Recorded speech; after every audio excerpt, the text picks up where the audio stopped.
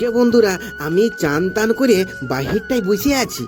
হ্যাঁ, চান টান করে বাহিরটাই বসে আছি, বলি 1:45 বাজবে তো ছেলেগিলাকে আনতে যাব স্কুল। তো দেখো এখন আমার বহুও আইসে গেল। তো সবাই চান টান করে বলে একটু রোদটা লিব।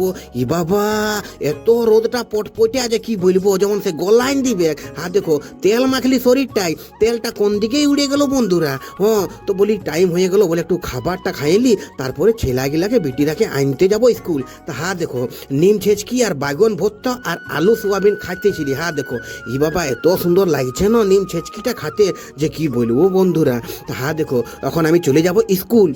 1:45 বাজে গেছিল স্কুল যেতে ছিলি। দেখো স্কুল এখন যাচ্ছি আমি। দেখো এখন আমি কলোনি টানলে বাইরে আছি, আর এদিকে মালগাড়িটা বাইরে আছে হুর হুর। দেখো এখন আমি সিধা চলে যাব স্কুল। আমাদের ঘর থেকে বেশি দূর লই, সামনেই বটে, 1/2 কিলোমিটার হবে, 1/2 কিলোমিটার। দেখো ফাইনালি আমি স্কুল পৌঁছে গেছি। আর 1:45 সময় না আমার বেটিদের ছুটি হবে, তো বলি একটু ইন্তজার করি 5 মিনিট, একটুকু মানে দেরি ছিল। দেখো আমার বেটি এসে গেল, বেটি আমি ওরাকে ঘর নিয়ে যাব। তারপরে ফির চলে যাব আমার বাবাকে আনতে।